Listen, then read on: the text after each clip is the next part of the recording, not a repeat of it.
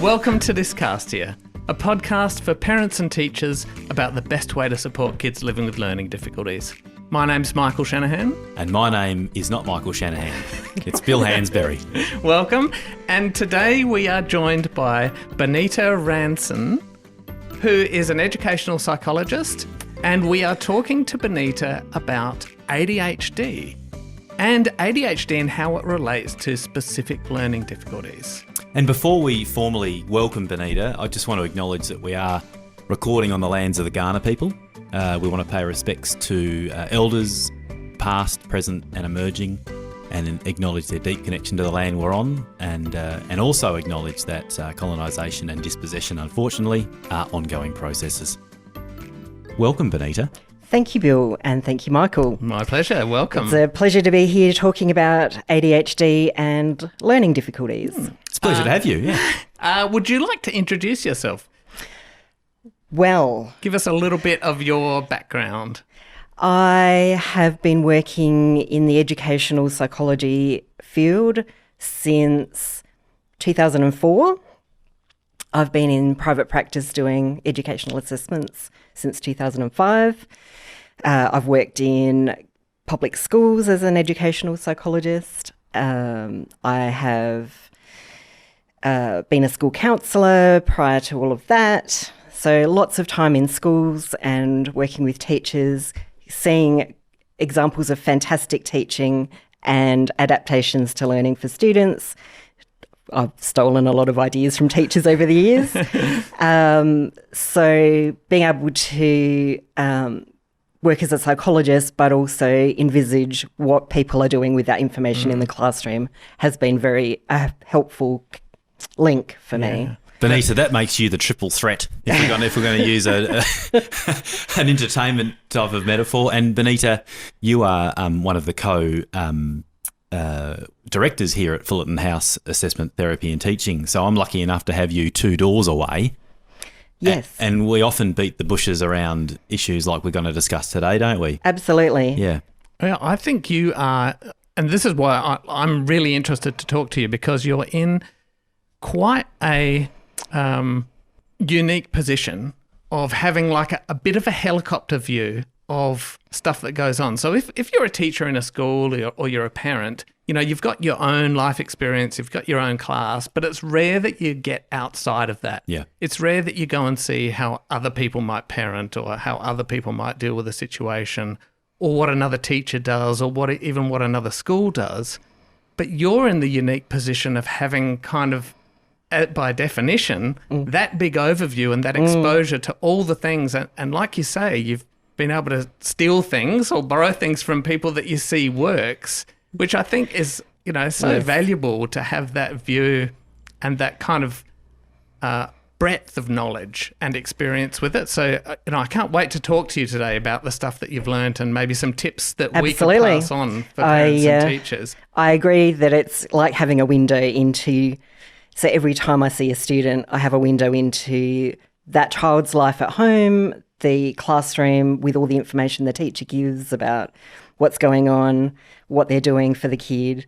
So yes, seeing lots and lots of examples of that does build up that sense of what works. Yeah, and I imagine a bit of a radar of like, you know, you kind of meet people and with your experience you can probably go, oh, I think I might know what's going on here because you've seen it a lot of times before. That's so true. Yeah. Yeah. So maybe let's start by talking about why we are talking about ADHD. I mean, really we're talking about learning difficulties in this podcast, and generally we've been talking about dyslexia, dyscalculia and dysgraphia as kind of the three recognisable learning difficulties or specific learning difficulties. But we wanted to include ADHD in this because there's a high comorbidity, you know, which means that if you live with a specific learning difficulty, there's a high chance you may live with ADHD as well. And so if we're teachers or parents working with these kids and trying to support them, I think it's important that we understand that roughly half of these kids or nearly half of these kids are going to be living with ADHD as well, whether it's been identified or not. And I also think it's important because I suspect the strategies that we might use for kids living with ADHD are going to help everyone else as well anyway. Like the strategies we use for dyslexia, dysgraphia, dyscalculia, if you use them in the classroom, it's not like it's going to hurt anyone else in the classroom. You know what I mean? You can use the same strategies across the board and support everyone. So I just want to pick up on something you said, Michael. So between 4 and 5 out of every 10 kids that walk through our door for a structured multisensory intervention because they have dyslexia are going to have ADHD either diagnosed or not. And that's what we know from the research. Is that right? So about 40%. About 40%, 4 out of every 10. Okay, that's huge, isn't it? Yeah. Yeah, right. So picking up again, Michael, dyscalculia is about specific learning difficulties. ADHD is not a specific learning difficulty, but it's comorbid a lot of the time with them. So that's why we're here, right? Yeah. Okay. And it also, even children with ADHD who don't have a specific learning difficulty, they can have learning difficulties that are produced by the symptoms of ADHD. So it still comes in under the need for strategies for learning difficulties, even if it might not be dyslexia or dysgraphia or dyscalculia. Gotcha. Yeah, so if you're a parent or you run a classroom, Yes. this is a significant thing to consider, that, you know, there's going to be kids in your class living with ADHD, whether it's been identified or not. And it'd be great if you could provide them that support, because not giving them the support is probably not going to be a great outcome for those kids. Well, they're the ones that often are disruptive in the classroom Yeah. when they're not feeling like they're successful. Yeah. So before we dive into the specifics of that, maybe let's take a moment to talk about what ADHD is. So what is it? What kind of symptoms or, you know, behaviours do we see living with ADHD kids, and, like, how do we identify it? Because I know personally that there's a lot of things that can look like ADHD. You know, anxiety, trauma, these sort of things can produce similar things. Pin in that one, and we'll come back to that after we look at a definition, because that's really important to look at. So don't let me forget. I'll write it down. The ones that can mimic ADHD that are not. That's very important too. That's why it's important to have a professional diagnosis and not just assume from symptoms. Yes. Okay, so we're starting from a base that ADHD is real. It exists. It is not just naughty kids or kids who can't pay attention, right? This is really, really important. It's And it's not bad parenting. No, it's the other one. In fact, yeah. All right, so how does it come about, Benita? So first off, the ADHD stands for Attention Deficit Hyperactivity Disorder. And there's a lot of confusion about ADHD versus ADD, which is Attention Deficit Disorder. And that came about because in the 80s they changed the name in the diagnostic manual. And there used to be an ADD that encapsulated the inattentive only without the hyperactivity or the impulsivity. But that doesn't actually exist as a diagnosis anymore. You still see ADD referred to by people in the community because it captures the non-hyperactive kind for them. But anytime it's diagnosed, it will always be ADHD within brackets the kind it is. So it can either be inattentive, or it can be hyperactive / impulsive, or it can be both. So then it's called combined type. Right. And the way it's diagnosed is with a number of symptoms. So there is a list of symptoms in the inattentive category and in the hyperactive impulsive category, and you've got to get 6 or more. So it's the medical diagnosis is very black and white. You either meet the criteria or you don't. There's a whole lot of questions about, do all of those symptoms actually encapsulate the experience of ADHD? And that's another question, but the medical diagnosis is to do with the symptoms. Okay. It also needs to have been, for older kids, it needs to have been in existence for more than 6 months. So it's not just something that's happened because of something in their life that they've got these symptoms. It needs to have been present before the age of 12. So it's got to be in the developmental period. It can't just show up as a high schooler. And it needs to be present in more than one place. So if they're only showing symptoms in the classroom and there's no symptoms at home, no symptoms in their sports, out in any other community activities, then they don't meet the criteria. So what about the parent that goes, my kid doesn't show any ADHD symptoms sitting in front of the computer playing Fortnite? So I mean, we've got to go here, don't we? Yeah. They won't show symptoms sitting in front of a computer game because a computer game is meeting their need for high stimulation, dopamine producing activity that gives them an adrenaline rush, and they are so focused and enjoying that big head rush of excitement, they're going to be focused on that forever. So the game is built to give instant feedback or instant consequence for action, and that consequence and feedback is immediate, and that's what not overcomes the difficulty. Am I hearing that ADHD matters when a task is hard and the goal is not immediately there and the feedback is not immediately there? So where you see the difficulty, absolutely, is when it's something that's not fun. Yep. So you can't use games or, if they love soccer, soccer's not a good example because they're going to be super focused in soccer. Yeah. If they're not particularly motivated in soccer, you might see them standing on the field looking the other way.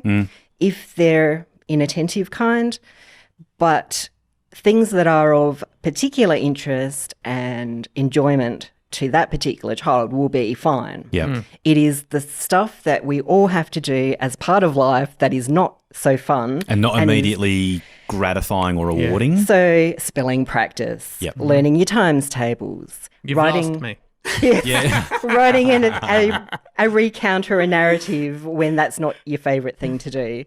Yeah. Sticking at it is hard when it's not what you want. Because the goal is way, way out there in the future. So we tell kids, learn to write an exposition because one day you might be having to convince someone in your job of something and this skill is good. But you see, the goal for that, the reward for that is so distant. And so what I'm hearing from you is that's different to playing Fortnite because if I do this right now, I get this right now. I don't know Fortnite very well, but computer design, these game designers build in instant reward all the way through. Action and consequence. That's right. So behaviour is sprinkled with immediate feedback all the time in these games, but life is different, Benita. So the reason why the ADHD kid can't do things that just have to be done and doesn't get the reward from it is because their brain is processing things differently. Yeah. So there's a neurotransmitter called dopamine that is produced in normal amounts in the ADHD brain, but their brain can't use it in the way that other brains do. And so in effect, they don't have enough because it doesn't get absorbed by the brain. Okay. And so they're always operating with less dopamine than they need. And dopamine is the feel-good chemical that you get that gives you that sense of satisfaction when you finish a task that you needed to do or you win something or anything good that happens, you get a little burst of dopamine in your brain. And normal people, neurotypical people, brains that are functioning like the majority of brains, they get the little burst of dopamine from fairly mundane, boring things because that's how the brain is meant to work. Right. You do something that needs to be done and you feel a little sense of satisfaction. You feel good about having done it. Tick that one off. Yeah. So the ADHD brain doesn't feel that. So is that why, now I don't have ADHD, but is that why if I'm facing a big boring task that I don't want to do, like preparing a PowerPoint presentation for a talk I've got coming up, and then I've got some competing tasks like, I need to answer that email. I just need to do that. These little jobs. Is that why I'm always more inclined to do those little short jobs because I get those little dopamine tick, tick, tick, tick feel goods instead of having to do the big task where the the reward is a long way off. You certainly do. Right. You also have other factors though. Okay. So particularly looking at the ADHD brain, the brain is quick to feel overwhelmed. So if it's a big task, they're not able to mentally imagine the steps to getting to the end and hold it all. And so it seems big and overwhelming and they can't get started with it. So in that case, that's when they will do the other small things to avoid that one because it feels too big. Yep. Okay. And so, of course, that leads to the strategy of breaking it down. But you want to break it down in a way that makes them feel it's achievable. So you don't want to break it down and give them a list of 20 steps. Okay. Because it'll still be overwhelming. You want to break it down and give a little bit. And then once they've done a little bit, you'd give a bit more. So there's strategy number one. And this is a strategy that I think works for all of us. If you've got a big job, breaking it down into smaller, seemingly more achievable steps is always increases motivation toward an eventual goal that's right out there. So we're actually building in smaller goals into a bigger goal. And okay, all right. Manageable, achievable chunks. And that aids motivation because you can see markers past you. You can see you've been successble at the little bits along the way and you're getting the bursts of dopamine for... I'm imagining a road and you see these visible markers as you pass them and that helps you keep motivated toward that bigger goal. To some extent. Right. Except doesn't always work for the ADHD brain because your end goal is too far off. And even the short goals, unless there's something else in there to give you buy-in, you can fizzle out along the way. I was going to say, if those short-term goals are still boring. Yeah, right. Good luck. Yeah, that's right. Gotcha.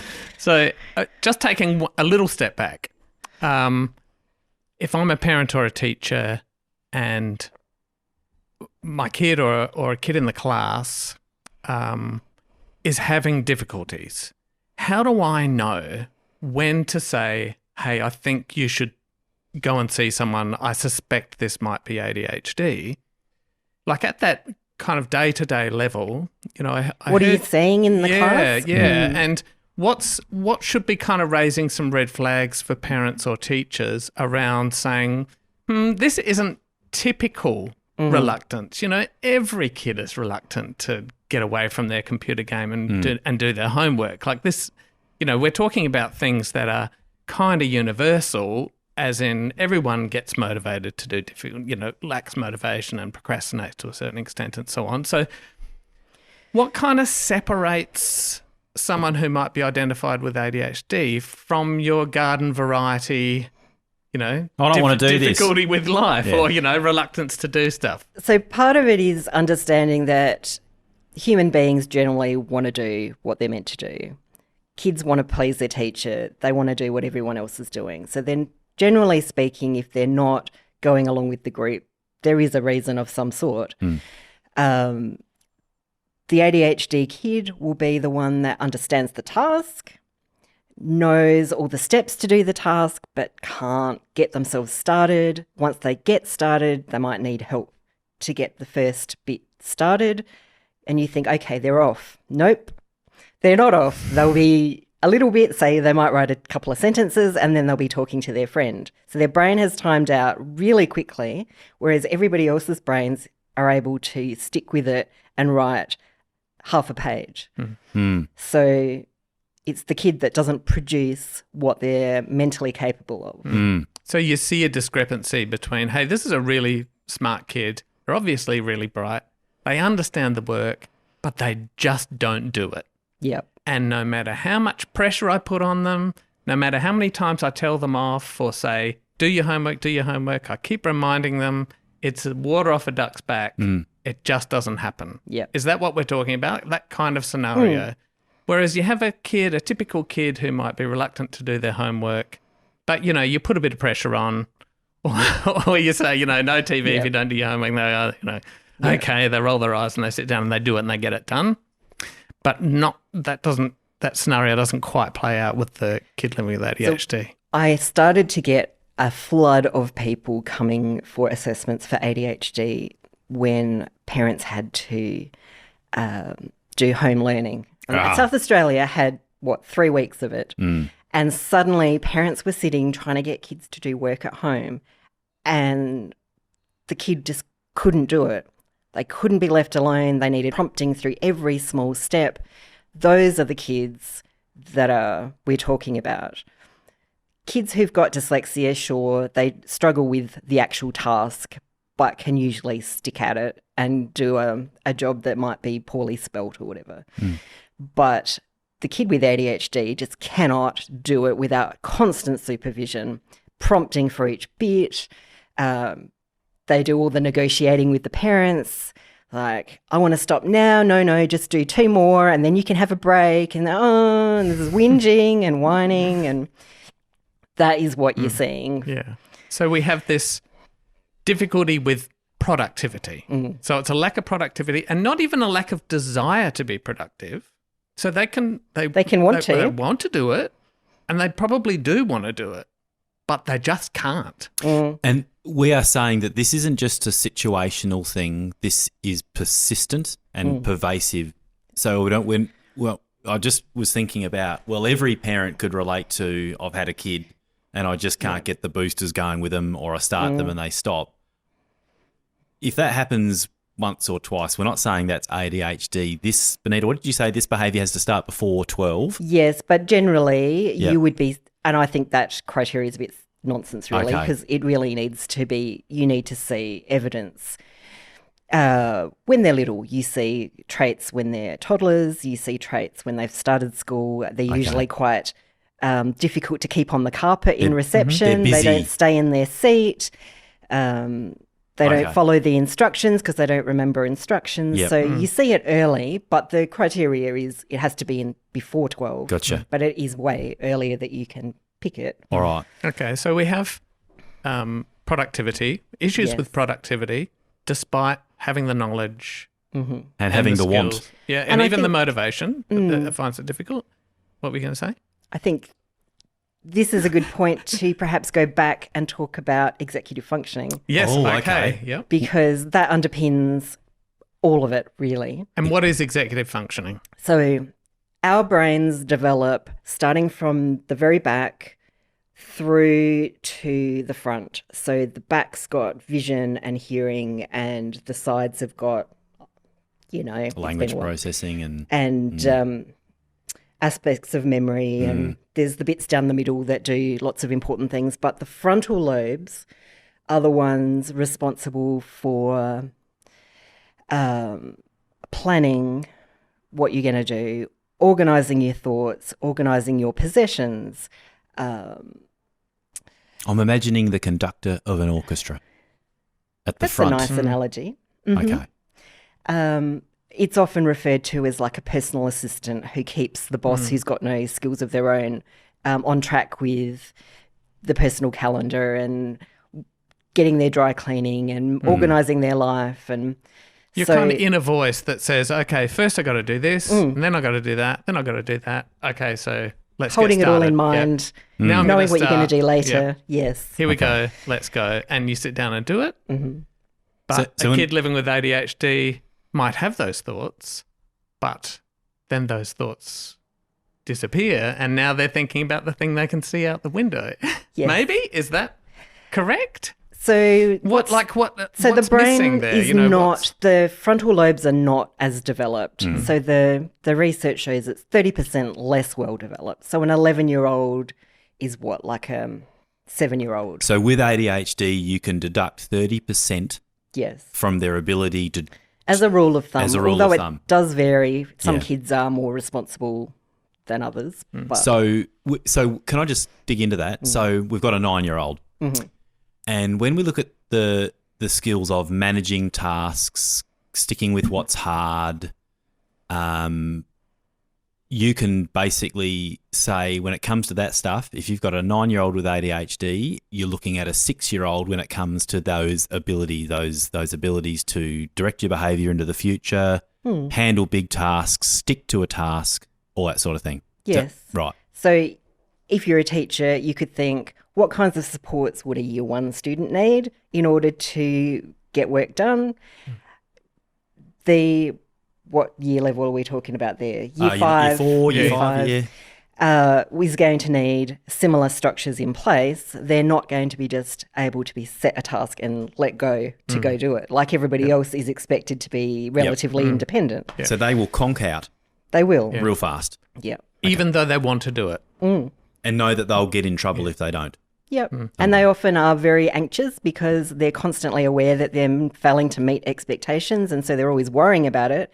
But the more worried they get, the less their brain can think and problem solve, and the frontal lobes really switch off when you are stressed. So even though they're not well developed to start with, you are not using your frontal lobes at all when you are super anxious. Right. You go to your fight or flight responses, and you either avoid the task altogether or you swear at the teacher. I've had a few kids recently who've sworn at the teacher or thrown the chair or whatever, which is your fight response to being asked to do something that stressed them out. So going back to executive functioning, there are these processes that reside in the front or the frontal lobes of the brain, which in a brain development sense are the last to develop, because you said the brain develops from back to the front. And the executive functions are probably aptly named because what does an executive do? An executive organises activity. So the executive functions could be that inner voice, like Michael said, do this first, then do this. Oh, don't pay attention to that. That's not important. We need to be focused here because there's this goal out there in the future that we're trying to meet. So executive functions, are you saying direct our behaviour toward a goal? That's one of their jobs, right? Mm-hmm. Is that fair enough? Mm-hmm. And if you have ADHD, that ability to direct your behaviour in the short term toward a long-term goal is inhibited by the condition. All right. And that interacts with difficulties with working memory where you can't hold it in mind in your working memory, and so it's like you never thought it in the first place. It evaporates completely. So it's not simply that you can't organise yourself to the goal, but you may forget the goal in the first place. What you were doing. Yeah. So I'm sitting in the classroom and the job is to get a half a page written using a narrative structure. And I've got started and all of a sudden I see something out of the corner of my eye. Yep. And my mate's got out of his seat and I think, I wonder what he's doing at recess. So... Or even, why is he out of his seat? And why is he out of his seat? Thinking about that. Okay. Yep. Let's now go down two possible scenarios. The kid with typically developing executive functioning in that moment, what might they say to themselves? In that moment when they have noticed something happening, what will they do? Well, they'll be going, he's going up to sharpen his pencil. Yep. I don't need to be looking at that. I'm going to look back down at my work and keep going. Because if I don't... I can see the teachers looking at me. Okay. So the ADHD kid won't notice the teachers looking at them. Right. So with typically developing executive functioning, I go, hang on, the task here is important. I'll get in trouble if I don't. Kids do get in trouble if they go off task. I'll talk later to Michael. So you might have a word or two and then you stop. Oh, okay. All right. Yeah. So... And then I remember the task I was on. So I was momentarily pulled away. My attention was pulled away by seeing Michael, some thoughts that were associated with seeing Michael, wonder what he's doing at recess. But then because I could hold the task I started with, which was writing in working memory, I then can return to that task because I never forgot what I was doing. Yes. And you can also stop yourself from doing something. So you can inhibit a response. So the typical kid might say a couple words to the kid who's up. Yep. And then stop themselves, whereas the ADHD kid will start talking and then keep talking. And leave the seat possibly? And may leave the seat, yes. So I remember working with kids as a teacher that I thought had ADHD, and these kids would get out of a seat and cruise, and when I said something like, Michael, you're out of your seat, it was almost like they would look at themselves and kind of, how did I get here? Almost like they had just had no awareness that they'd cruised. Mm-hmm. So and that is that living in the moment and not having that sense of time of where you've come from and that I was sitting working and now I'm out of my chair and then I need to be sitting back working, that they're living in the bit where they're talking to their friend and they're standing up and they're not mentally aware of any of that other stuff. Yeah. And so they can't use that to get themselves back on track. So this is living in the moment and forgetting. And that has a lot of implications because it also makes a difference to how they feel. Yeah. So living in the moment, if you're working on a task and you're feeling like this task is easy, I'm doing it well, the teacher's really happy with me, they're going to be motivated and they're going to keep going and feel good about it. If they're doing something and they're a bit confused, they don't know quite what the instruction is, that's going to colour the whole task and their sense of self, and they're going to go, oh, I'm such a failure at this. I don't understand what's going on. Everyone else knows what they're doing. And they can't think back to all the other times they've been successful and go, oh, I'm just having a bit of trouble. I'll put my hand up and ask for help. It suddenly is like the be-all and end-all of life is this failure at this task. So you just brought an additional dimension to this, Benita. So the student with ADHD cannot use hindsight, a memory of the past, to then direct their behaviour toward the future. Because you know where I'm heading here. I listen a lot to Russell Barkley, who is, or once was, one of the world's leading figures and developed what they call the unifying hypothesis of ADHD. And he talked about a type of memory where we can visually remember. I think he referred to it as theatre of the mind. So you see in your mind's eye a picture. So this kid cannot see in their mind's eye a time when they had another time when they were confused with work, but then got through it and said to themselves, all right, got through it, and then can't use that past information about getting through it to go, it's all right, Bill, you're confused. You've been confused before, you got through it. Just stick to it. You're telling me that ability is impaired. Yes, and I don't think it's a lack of ability to visualise things that have happened in the past. Right. I think it's about the working memory and to use things that are in your long-term memory, experiences or facts or math facts or spelling or whatever. You have to pull it out of long-term memory and it has to sit in working memory to use it. Okay. Everything goes through working memory. Yep. It needs to sit in working memory and be processed to get into long-term memory, and then to come back out and be used, it's got to sit in working memory again. So if you don't have a good working memory, you can't pull stuff out when you need it. And so drawing on those experiences in a timely manner when you need them may not happen. So using your past to inform your behaviour right now becomes a difficult thing if you've got ADHD. Yep. Okay. So we've got kids being non-productive. We've got kids that are distracted, can't get on a task and stay on a task when something else happens in the classroom. Easily pulled away. Yeah, easily pulled away. Daydreamy. Yep. Some kids are not hyperactive, they're just daydreaming. Yeah. We've got kids who get up and wander around the class. They don't stay in their chair or they don't stay on the floor where they're supposed to be because they're living in the moment, walking around, doing stuff. I think you mentioned you've heard kids swear at teachers because they go into that fight or flight mode because they get overwhelmed, their anxiety increases, and that executive function further disappears and they become, acting on instinct. And they feel threatened, so they either withdraw completely or they attack and try and fight their way out of it because they're in that, kind of fear response. Okay. That is a whole lot of stuff going on for a kid when all we're really asking them to do is write a paragraph of text. Yes. And all this stuff is happening. That's a very confusing and noisy inner environment for a kid to be working in. Truly, this is truly impairing. This is debilitating. Yeah.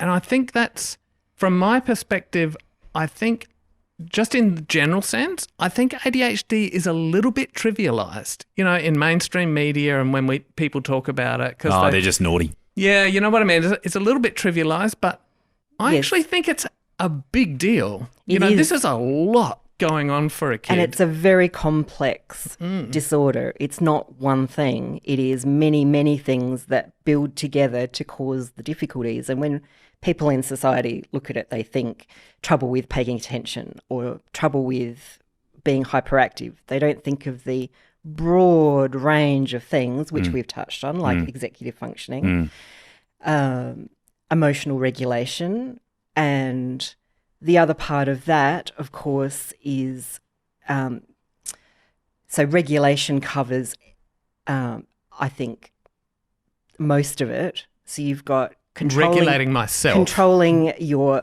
emotional reactions is your emotional regulation. You are regulating your attention and your focus. So when Bill was talking about it being a misnamed disorder, it's not a deficit of attention at all. It's a difficulty with putting your attention on the thing that has to be attended to. Hold on. But it's called attention deficit, in brackets, hyperactivity disorder, and you are telling us it is actually not about attention in the way we might think it is. Certainly. And who the hell came up with that name, honestly? Right. And this is something, again, that Barclay says. Yeah. It's gathered a lot of stigma and a lot of misunderstanding, and it's being trivialised because the word attention's in there and people just go, oh, attention. Oh, God, that's easy. You're just not trying hard enough. If Yeah. you paid attention, you would be able to do it. So what would we rename it as? If the three of us here were given the task of renaming this and giving it a name that people would take it as serious as they need to, what might we call it? Well, when we were talking earlier, we're talking about regulation. I think regulation is a big part of it. Right. But I don't know about how to encapsulate all the bits in one name. Yeah. But certainly, were you saying self-regulation disorder? I was borrowing from Barclay. You Yeah. said something about disorder of self-regulation or... Because you're regulating emotion, you're regulating attention and focus, and you're also regulating your sensory experience. And that is very much an overlooked part of ADHD that underpins a lot of the overstimulation and overwhelm that happens is to do with sensory process. Okay, can we go back to the kid writing the persuasive text? And we started off with the kid who is typically developing and they have those regulating abilities. Their friend Michael gets out of their seat. That creates a momentary distraction. They're pulled away from what's in front of them. They look at their friend Michael. And Benita, you said they might say, "G'day, Michael, catch you at recess." But then they can return to task because they've held in working memory the task. All right, let's go for the kid who does not have or is delayed in those abilities, and we call that ADHD. What happens for that kid? What breaks down, goes wrong? So to tie in the sensory processing and sensory regulation side of it, they're sitting there with their paper and their pen.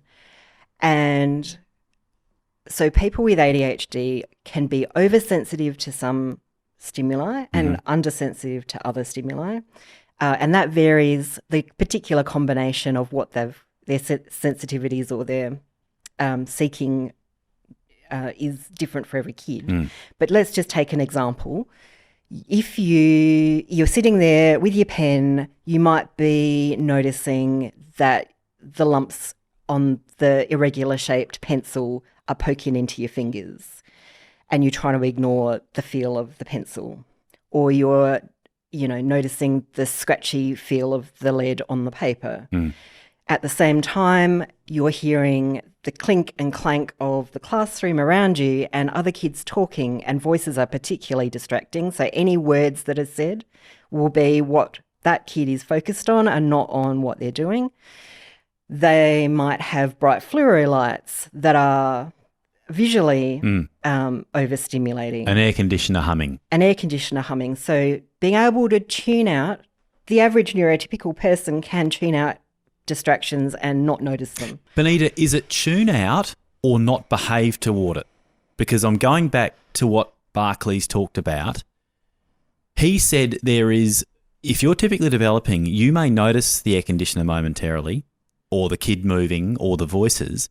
And he said there then needs to be an inhibitory response that says don't behave toward that thing. And he said, if I understood him correctly, he said with a typically developing brain, it tends to happen so fast that you're not aware of it. Gotcha. So but it's a micro process. Okay. So your brain registers new stimuli. So if you come into the room and there's a new sound, like the air conditioner is in the room and not outside, Yep. you'll first notice it. Your brain will notice it, but you may not be consciously aware. Gotcha. But then it continues on and you tune it out. Okay. So people, if you ask them, the average person will have not noticed it was there at all. Gotcha. But their brain has registered it. And said that's not important. It's not relevant. Yeah. So it's not salient. Mm-hmm. Okay. Okay. But So, go on. but the student with ADHD, that mechanism isn't working, and they will notice that, pay attention to it, and sometimes behave toward it, talk about it, move to it. So some people, like adults with ADHD are very interesting to talk to because they've had time to really come to terms with how their brain is processing stuff. Yeah. And I see adults in my practice who've come for a diagnosis later in life, and they'll describe having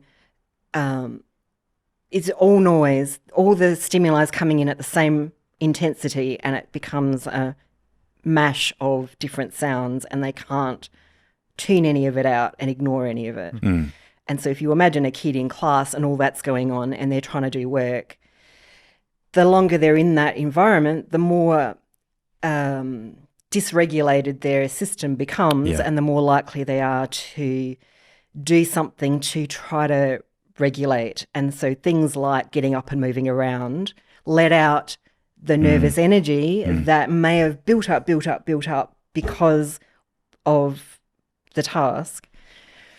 And so it's like an escape hatch. Yes. I got to get away from this desk and away from this table because this is too much.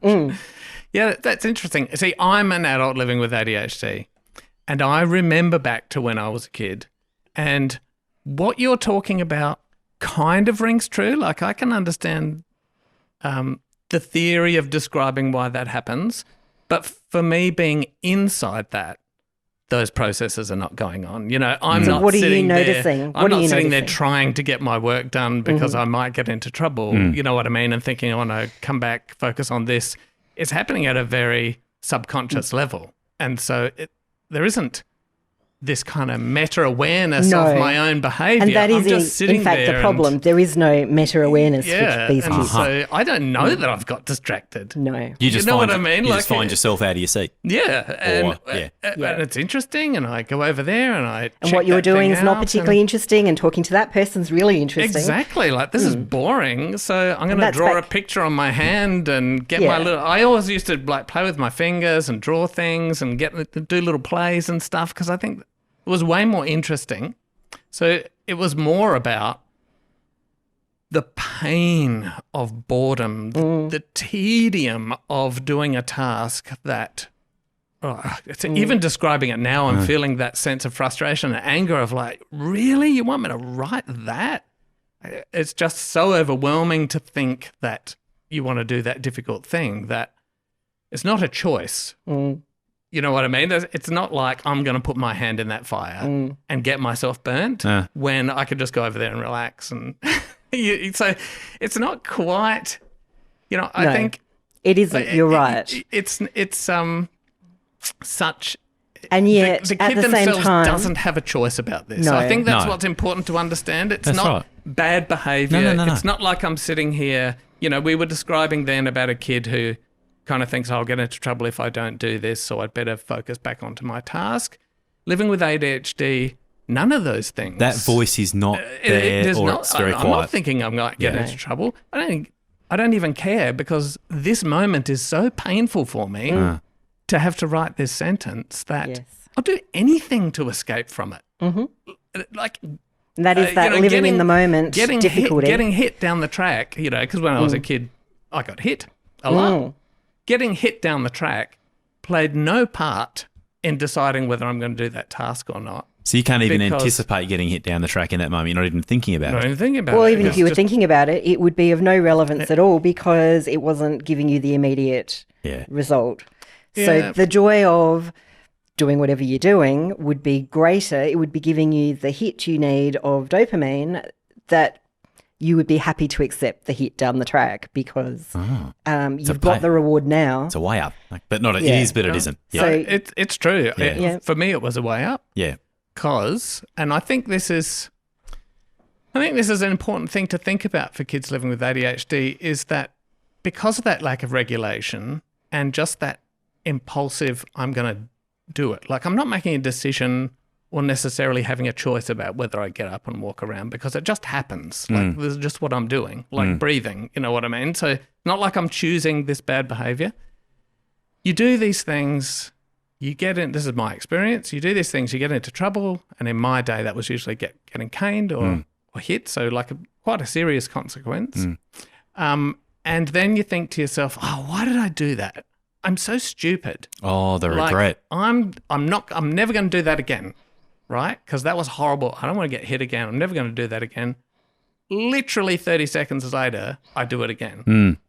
And I go, oh, why did I do that again? Like, so it's not like there's a choice. It's not planned. It just it's not happens, planned, right? It because your planning functions in your brain are not doing it. They're not working. Right. It just happens. And so then you get the hit. And, you know, for me, those negative consequences didn't work. And you jokingly said it's a price you're happy to pay. I did actually get to a point, I think it was year 9, where I thought, hold on a sec, all that's going to happen if I do the wrong thing is I'm going to get hit.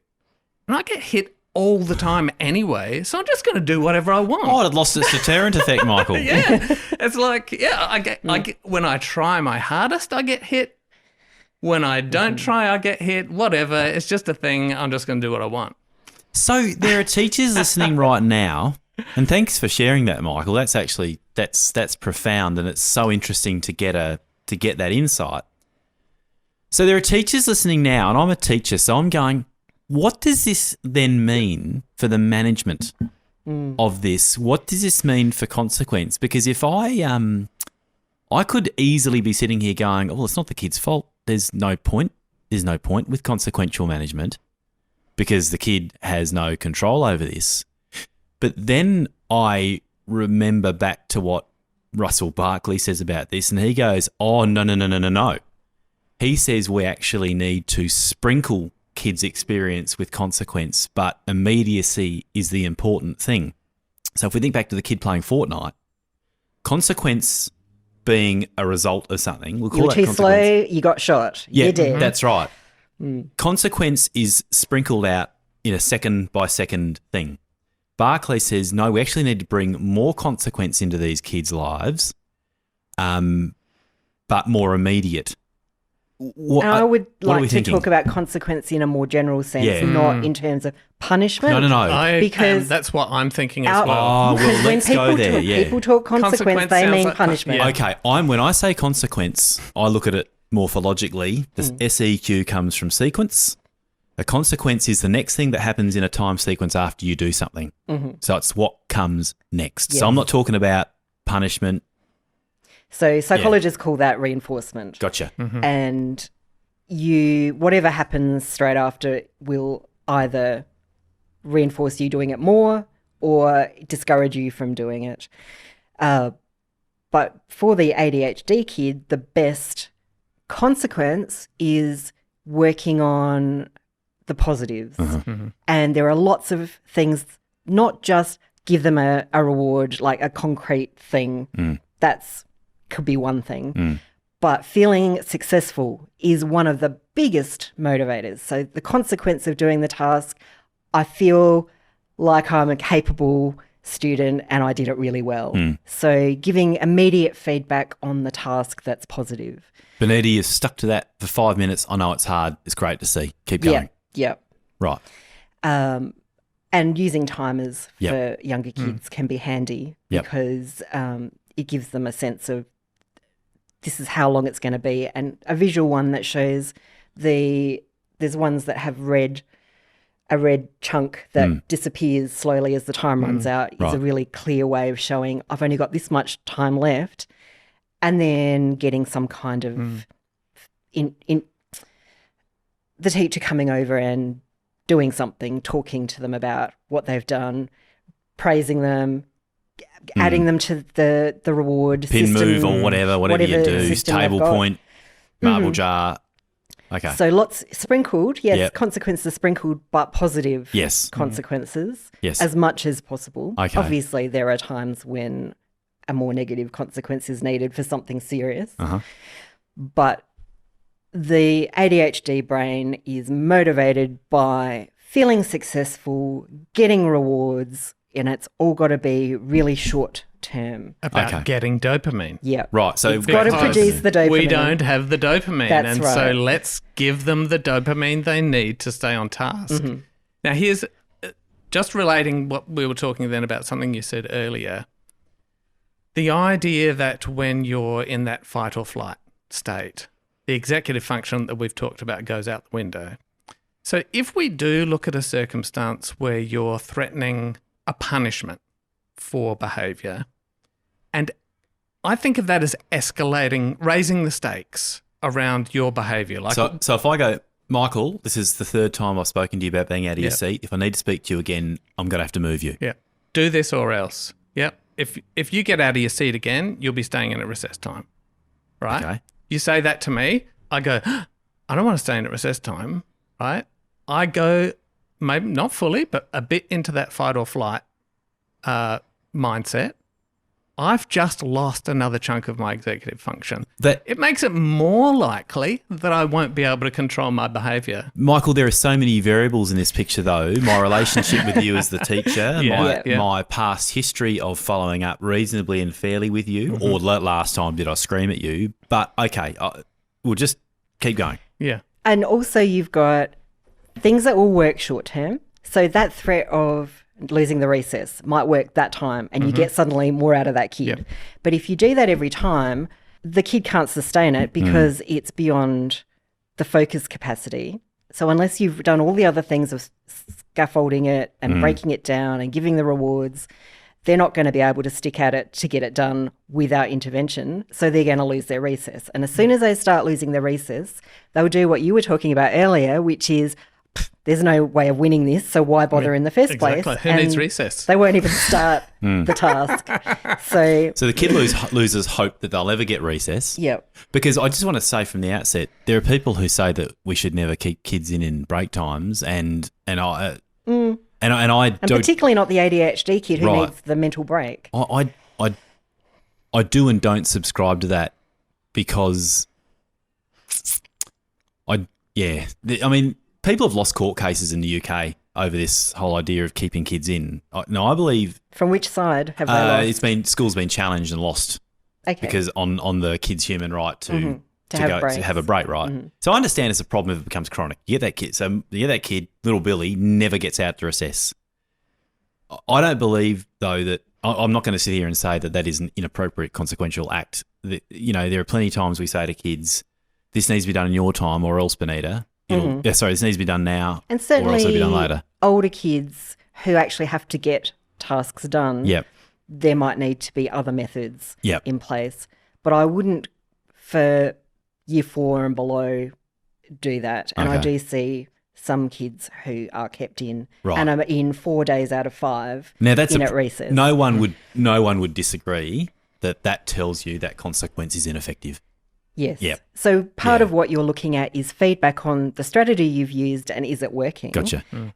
Mostly that kind of thing won't work well for the ADHD kid because they're just not able. But if it does, if it's a motivator and suddenly the threat of no recess, they get 5 pages written, beautiful. Yeah. It's brought the urgency, talking about urgency of a task and making it life or death, that can up raise the stakes. Raise the stakes. And if that is what that kid needed, great. But if you are finding that the kid's losing recess, all the time. Well, that is a problem. So it's we need to be a preventative of the problem and not just, okay, you're getting the consequence again because you've done the behaviour again and we just go in and go on and go on. Yeah. Yeah. So we're in behaviour modification, aren't we? Yes. We are in that zone they call BMOD or behaviour modification. And what we're saying is BMOD is always a combination of, for lack of a better term, sticks and carrots. Benita, you said if you've got a brain that is having trouble with this self-regulation stuff, like timers can helping kids break big tasks into small, and if the teacher's got a good relationship with the kid, even just saying, Benita, I've watched you stick to that. Well done. Let's see another 3 minutes, and then I'll come over and talk to you again. So doing that sort of thing, that can have an effect. However, there are times when teacher might go the stick option, not physically, but Benita carefully chosen and in a small quantities. So we can't go overboard with either. Well, okay, all right. I'm just trying to I'm taking a teacher hat to this as well. So relationship is your biggest tool. Yeah. So working early on in the year to help the child feel that they can trust you, that you're going to be fair. Yeah. And reasonable, clear on your expectations. Yep. Help them if they're not able to do something because it's tricky for their brain to not just go off, you're not doing what you're supposed to be doing, but actually help them. So you develop all of that, a positive relationship with the kid. That kid will work twice as hard for you as they will for the teacher next door who doesn't have that relationship with you. So the relationship is really 99% of the thing that will help with working with that kid. Okay. So a little voice in my set, a little self-regulatory voice said to me, we have gone down a rabbit hole of basically behaviour management, which is, we can't neglect it. And a lot of this does apply to many kids. It does, doesn't it? Yeah. That's right. But for the ADHD kid, it's amplified 100 times. Yeah. These things will make all the difference. Gotcha. Compared to other kids who might, not need it quite as much. So a little voice in my head says we now need to go back toward this and how this impacts. We wanted to get to a task like reading.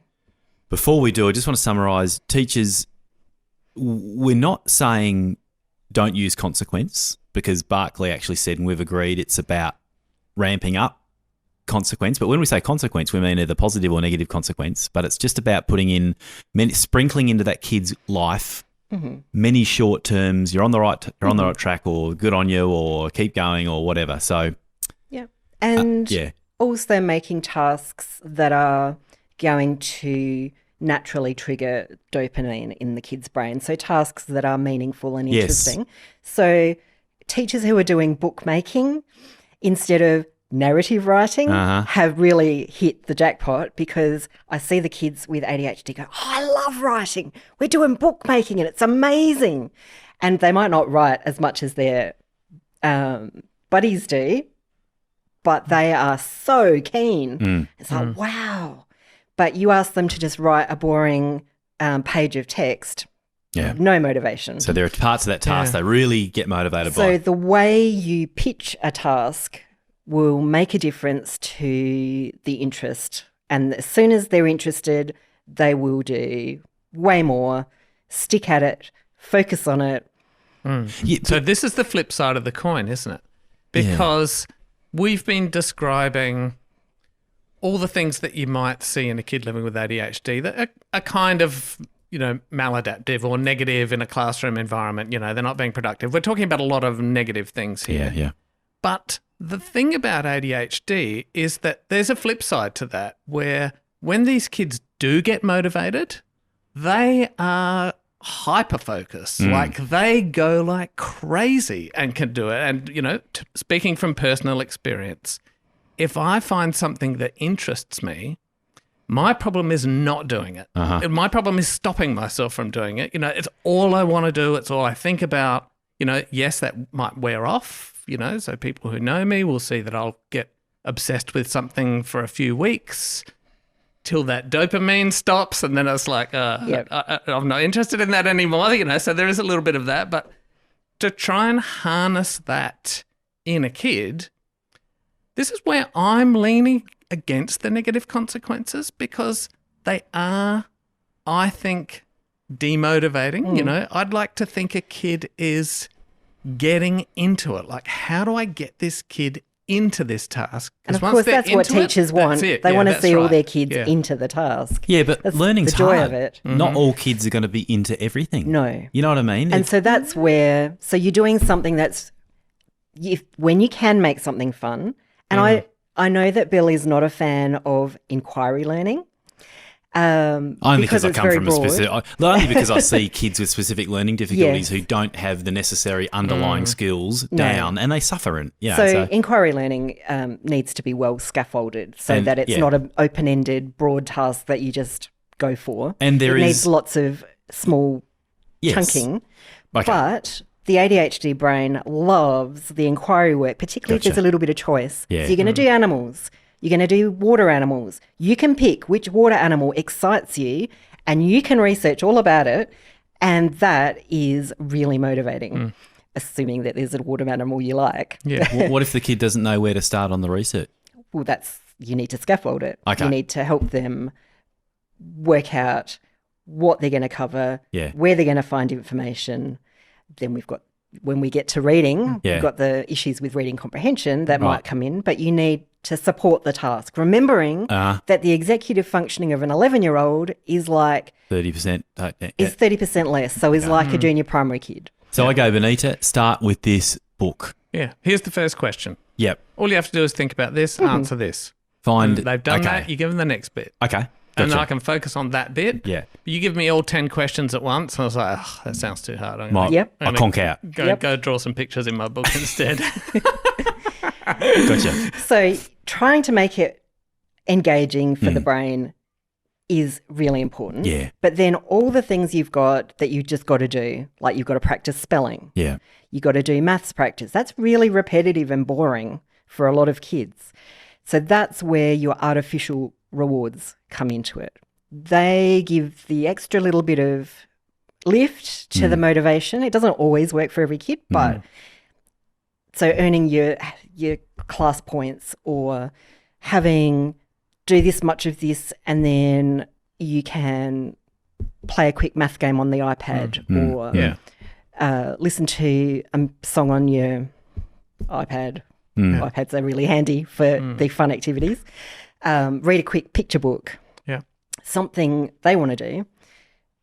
That makes, it's like putting sugar with your medicine. It makes doing the bad thing more acceptable. Okay. So that's one way to up the motivation. The other way is a lot of ADHD kids are quite competitive, but often that discourages them because they can't get the high scores or the, move up the leaderboard with their times tables practice. But they really, really want to be the winner. So if you can build in a competitive element, say with personal best, that you're aiming to beat your own personal best or some other way of measuring competition that works for that kid, that will motivate them to do something that's super boring just because they will get Yeah. Yeah. They get a kick. the kick from the competition element. Yeah. Okay. Yeah. So when I was saying before, about getting them into something, I wasn't talking about making it fun. Yep. So I'm not talking about let's make this boring task fun. We're not into edutainment. No, this isn't about turning a boring task into something that's fun. No. It's about getting someone motivationally engaged. And you can get someone motivationally engaged with something that is really hard and repetitive. You know what I mean? It doesn't have to be always novel, stimulating tasks. No. I spent a long time, working as an animator, like animating stuff. That is an incredibly boring, at the heart of it, repetitious task. You move something one frame, it moves this little bit, one frame, moves this little bit. Like it's very repetitious and boring, but I was into it.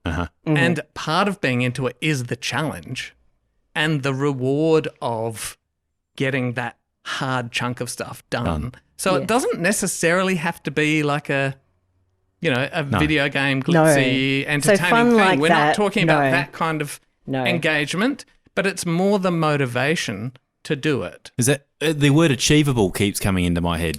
Yeah, achievable. Yeah, but interest-based. Yeah. Interesting. And you can't necessarily, you can't predict. You have to know that kid. Yes. And that's part of the relationship. Of what's going to engage their interest. So if I'm working with a kid, let's say we are doing, a repetitive task and that kid, identified or not, I think, they're going to have difficulty with this. I usually put a tight time frame around it. So I have a timer, like you say, and I say, look, this is only going to be 5 minutes. I know this is boring and that this is going to be painful. but it's only going to be 5 minutes. So Aren't you priming an expectation that it's going to be boring and painful, though? That's important because then they're not expecting it to be fun. I think that's a good thing. If it already is. All right, so I know being honest about this isn't it. the first time I've spoken to a kid. Okay, because I've So seen... they're not thinking everyone else thinks this is a fun This is hard task. work. Okay. Yeah, it's hard for everybody. It's going to be hard work for you, but it's only 5 minutes. Because I like just it. hear this is going to suck. I'm sorry about making you do this. And I see that have an opposite effect on some kids. But anyway, Potentially. keep going. Well, you have to know your kid. Yeah, That's this is the thing. true. Yeah. Some kids it won't. All but right. Yeah. Fire away, So Michael. I Sorry. think this is hard work, Bill. Yep.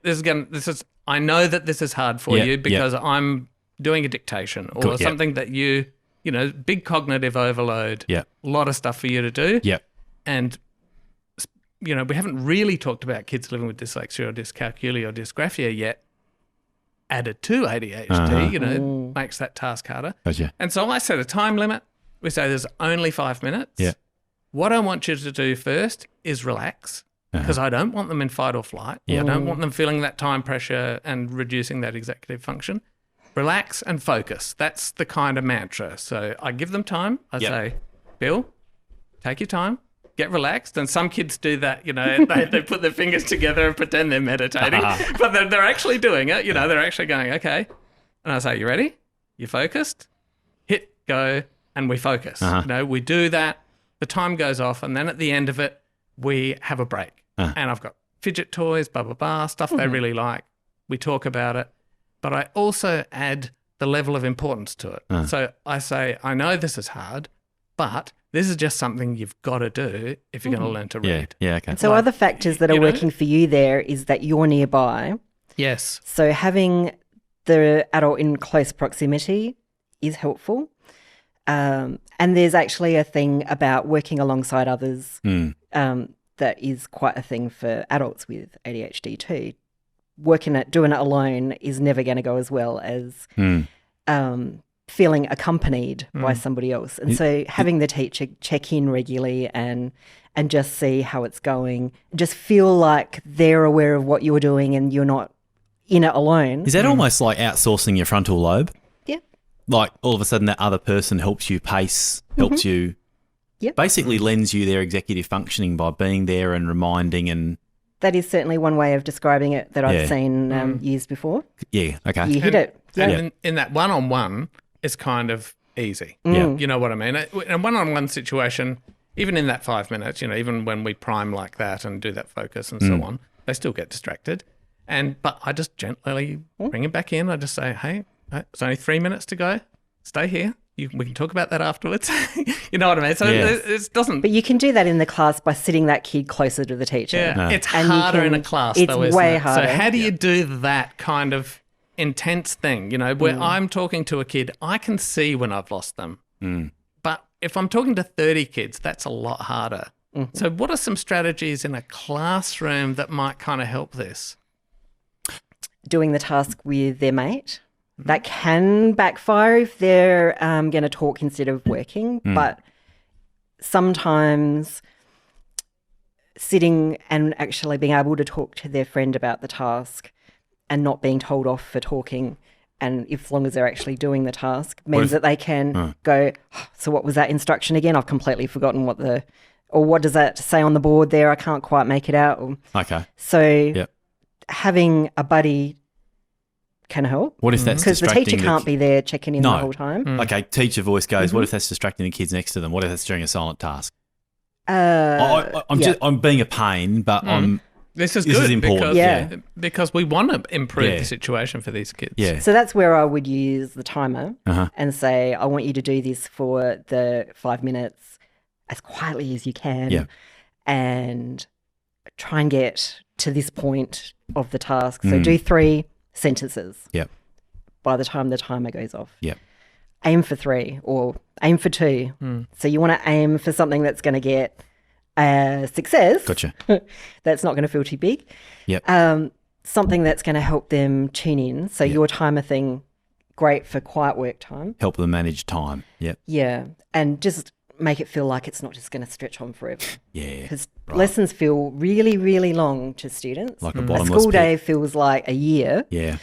So making time feel short makes the brain feel less overwhelmed. Yeah, those little chunks. You know, I say to kids, the most we will go without a break is 15 minutes. Yeah. And I listen to that. And then we'll have a break. And I go, I don't have a fidget spinner in sight in my room, and and this is just a difference in practice. So Michael and I put the same demands on kids, don't we? We were our intervention, Playberry Tier 3, we go through the same thing, and I'm thinking maybe I should for some kids. I just don't know. This is Well, what you're doing is interactive, so there is something going on the whole time. Okay. It's interesting you say that. So I look over Michael's shoulder and I see that in an intervention there's a predictable sequence. Mm-hmm. Alphabet work, phonological work, the card drills, revision of a previously taught teaching point, new teaching point, game. Mm-hmm. Lots it's of always, short. Yes, kids we're moving fairly quickly between stuff. And you show them that structure. They know that structure. They know, and we stick to it religiously. Yes. And then I watch kids in schools that are big on science of reading, and they've got just the same number of kids with ADHD and all sorts of other difficulties in the room. And I watch this. It's a very good point, fast-paced because that's approach. not necessarily fun. Doing those drills is not fun, and yet those kids are engaged in what's happening. That's what I'm seeing. And I hear teachers say... But it's interactive. So the teacher's standing there, they're all doing it together. Yep. It's not this long stretch of time where they're meant to be doing something all on their own that they've got to manage executive functioning. So it's happening quickly, and the ADHD brain likes to move quickly. Right. So is this why I will have principals go to me a few years into a very structured way of teaching literacy, for example, as I send Michael... I'm getting excited. My hands are going everywhere, right? You should see it. You're just going to have to imagine it. Principals are saying to me and teachers are saying to me, we are getting far more out of kids in this part of the day, which is around highly structured, highly explicit teaching, where those things are happening. There's a drill component of grapheme phoneme correspondence. Then we move to a drill where kids are using whiteboards, writing a word. Then do a heart word drill. But the kids are moving and they're being taken through a predictable sequence, and they're going, see that kid over there? Could not sit still before we did this, rolling around the place under a table, and they go, you couldn't spot them now. What's going on? And I know you can't teach like that all day either. That's a part of the day. What's happening for these kids? Why are these kids performing better in that situation? Well, part of it is what we talked about with short chunks. Okay. And immediate feedback. Right. And I think it's structure. Mm-hmm. Right. Like if you imagine the ADHD brain struggles with that executive functioning of like, I don't know what to do next or what sequence to do it in. By providing that structure, I don't have to work. Takes all the think about effort out of anymore. it, and you just have to do the thing. I don't have to think about what I'm supposed to do next or what the teacher just said or what I'm just in the groove. Right. Like in that state of flow, and I know what's going to come next. So there's no anxiety about it. It's just, I've got this structure. For me, living with ADHD, structure is everything. I'm talking everything. So in my morning routine, this is rather personal, but my morning routine, because I have such a poor sense of time, like, I can get lost in something, and I'm not joking, a whole day will go by and I haven't got up from my chair because I'm into something, right? So structure for me is important if I want to be somewhere on time. So I have a set routine in the morning, and it's so set that I don't have to think about it. I just automatically do it like a muscle memory. I do this, I do this, I do this. And it takes roughly the same amount of time, and you get to the end of it and it's the right time to leave. Exactly. And I haven't even looked at my watch, but I know that when I get out of the shower, it's roughly, I'm going to be on time because I've done everything in the sequence, right? So you set your environment up to be your executive function. Yes. Okay, here you go. Now, routine has become, it's taken over. Yep. Gotcha. So it's habit. Yes. Developing good habits. Yes. Which has happened for you. So your environment cues you all the way through. Yes. Right. So I've got that structure, and even though this is, me as an adult, think about this as a kid in a classroom. Yeah. And because that's what we're talking about, isn't it? Yeah, Those it is. structured sessions where it's like, I know what's going to happen. So it's such a relief to go, I don't have to have all this stuff in my head thinking about what do I have to do next and so on. And so it cuts down that amount of executive kind of chatter that's going on. I can focus. All humans create routines. Yeah. If you haven't got a good one in place, then the kid will develop a routine that's not effective based on, what they feel. So they might come in and not unpack their bag, and they might, go off and sit in the reading corner or whatever. Go into and the they tent. become set in a routine of the unhelpful strategies. Yeah. Or in the morning with the morning routine, getting ready for school, set into the routine of the unhelpful. It becomes a routine regardless. It's hard to break. And then it's hard to break. But your brain loves routine and it creates routine. It's just about whether it's going to work well for you or not work well for you. That's right. And then for me, something goes wrong. Out of routine, like Throws my the whole thing. shoes weren't in the spot that they are always in. Or Bill rings you. Yeah. Or Bill rings me, right? Goodbye whole morning. Like Thrown the whole sequence chaos. Yeah. It's like I stand in the room and I have no idea what to do next. Okay. You know what I mean? So it's kind of like a really complex house of cards is how I imagine it. And, if I'm working on a project or something, and I imagine this in a kid in a classroom, they've got a project or something to work on, pull out one of those little cards and the whole thing falls apart. And you go, I just don't know what to do next. So because the whole structure has gone. So I think that I think the trick is to provide that reliable, solid structure and routine, not just on a day-to-day basis or a lesson-to-lesson basis, but for a task. Don't assume a kid knows how to do a task or can plan out the steps involved in a task. I wouldn't say plan it for them, but sit down and plan it with them and say, here's the sequence. Do this, then come back, see me. Monday, you're going to do this. Yeah. And even have some what ifs there, but if you get busy Monday, then we've got a little bit of time for you to do this on Tuesday. You know what I mean? So that kind of executive functioning that people who don't live with ADHD can do on the fly, I think needs to be kind of made solid for these kids. And it teaches them too, I think, doing that kind of routine for years builds a little bit of confidence. Hey, maybe I can do this. What about visuals like checklists? Oh, checklists are great. You've got to see it. Holding it in your working memory, it may be there or it may not be there, but if it's on something concrete, whether it's paper or whether it's electronic, it's got to get in their way. It's got to be something that you can look at. Yeah. And not lose. So the parent of the kid with ADHD, that's right. The parent of the kid with ADHD goes, if I don't step my kid through the morning routine from getting out of bed to putting on your clothes to brushing your teeth to having breakfast, perhaps not in that order, my kid will get lost. I'll have a kid with one sock on, one shoe in their other hand, staring at the TV. Mm-hmm. And I remember now none of my kids have ADHD, but even with my kids who, as far as I know, were neurotypical, I remember teaching my kids a morning routine and I had to be up before them and ready so I could stand at the kitchen desk and kitchen bench and direct traffic. Now you've done that, do this next. And the TV was off. But I was thinking, even with kids without difficulties of well, they're still developing their executive function because they're children. Yeah. And I had to go do this, then come tell me you've done it. Now do this. Now we got them into a routine. And I feel so like, how hard is that for a parent with a kid? Yes. Who doesn't have the internal regulating. So a lot of parents I see who say the morning routine is so difficult don't have a visual checklist. Gotcha. So my first suggestion would always be write it down.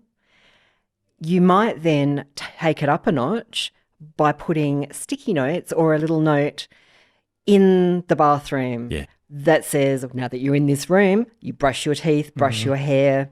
Great idea. Deodorant if you're a teenager. And then sticky note on the fridge, you need to get your fruit snack out, you need to get your lunchbox, your drink bottle. Then you might have another list by the front door before you leave the house. Make sure you've got your hat, your school bag, your device with its charger, whatever it is that you are likely to forget.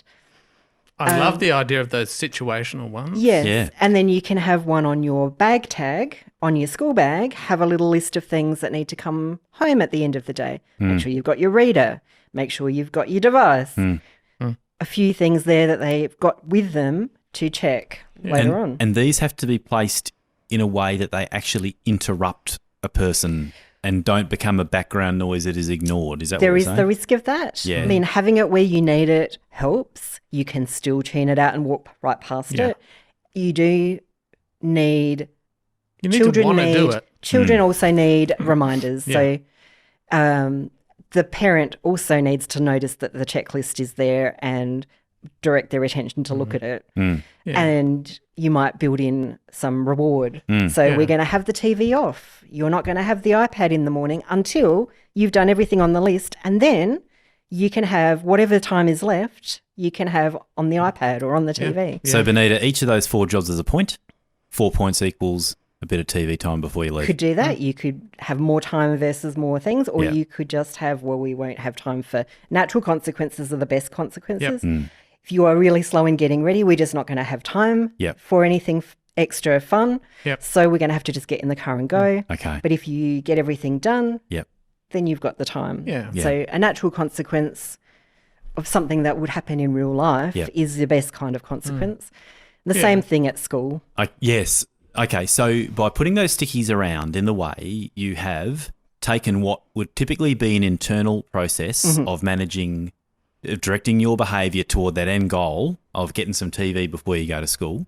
You have externalised that, put it in their environment, but you are still in a way, you've compensated for something that's not going on internally by putting, and this is what routine does for us. And you've got to be aware of what's going on in that kid's mind. So you've said, go brush your teeth, and they start walking down the hall and a thought occurs, or they see a toy on the floor and their attention has gone completely from the instruction to that thing, and you'll find them doing that instead of having got to the bathroom and done their teeth.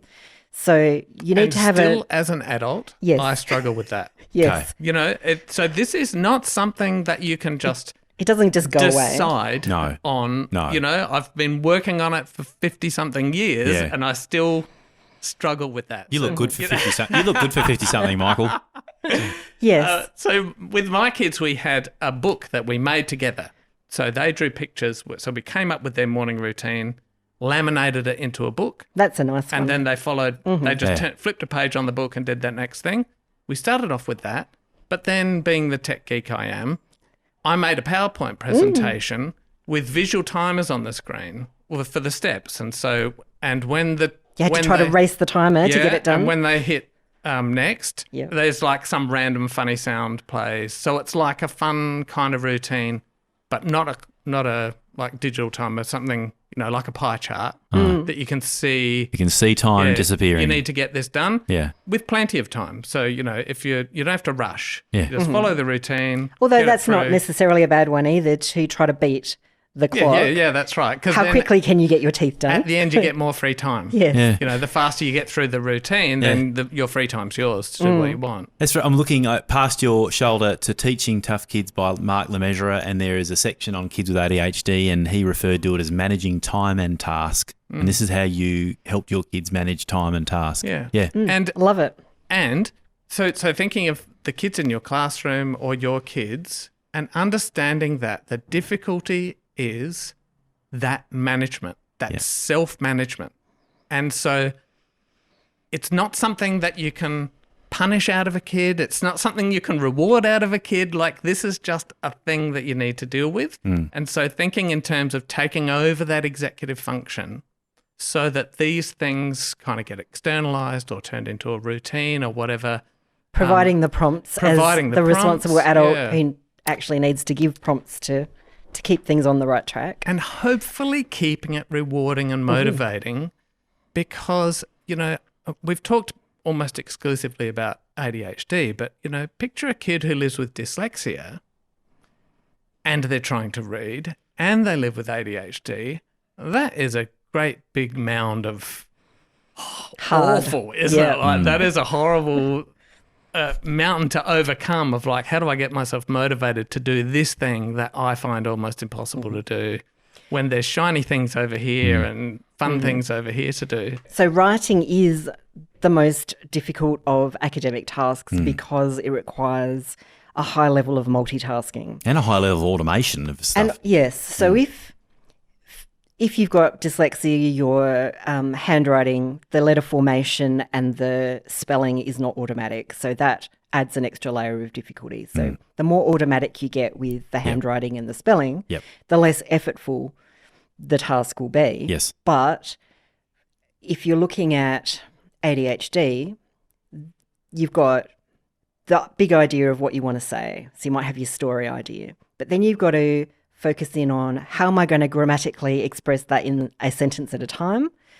So you've got remembering the spelling while you're writing, putting in punctuation. So you might find the ADHD kid writes with no punctuation because holding all of those things is very, very effortful. We're talking cognitive overload. It's cognitive overload. And so what you find is that the amount produced is often way less because they need to keep stopping for brain breaks, which they create for themselves by talking to their buddy if there isn't a structure to it.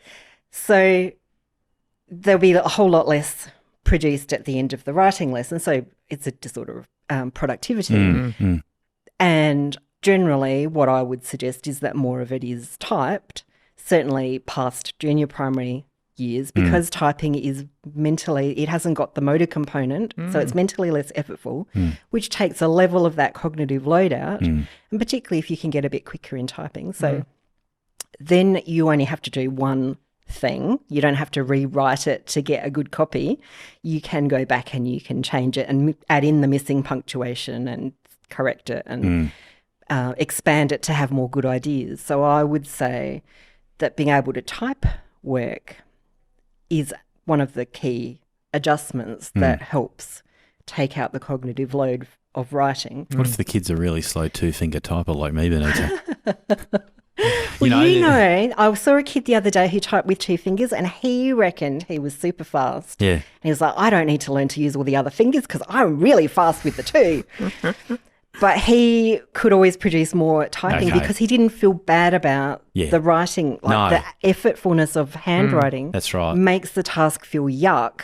And when it feels yuck, they don't want to do it. No, so their true. brain keeps timing out and they keep stopping. Yeah. I like that analogy, the brain keeps timing out. You used it before and it caught my ear. Yeah. Yeah. Because it's an involuntary thing. It's effort. And whatever their level of time frame for that is, then it will just switch off. So is that when the brain runs out of its ability to self-regulate? Because that's expensive in the brain. When you make yourself do something you don't want to do, that is cognitively expensive. And if you've got ADHD, you have much shorter bursts of that. That fuel tank runs out a lot faster. I'm not entirely sure what the cognitive mechanisms behind that are. Yeah. I have read some stuff. It's actually quite a complex process. Yeah. But the way you've described it will do. Yeah. So talking about it as a fuel tank, that's good. Well, that's again, I borrowed it from Barclay. He said that fuel tank, when you are self-regulating and it's hard to direct behaviour toward a goal, doing something hard, if you've got ADHD, you run out of that fuel to do that very quickly, and that's when you need a quick break-off task to fill it up, and then you go again. Yeah, and those instant rewards I find work really well. And again, I'm working one-on-one with the kid, and so it's a lot easier. But, I've had kids who really struggle, working with kids who have severe ADHD. And what has worked for me is actually listening to Barclay and him talking about computer games and how kids living with ADHD eat them up. They can play them for hours because they get that instant reward.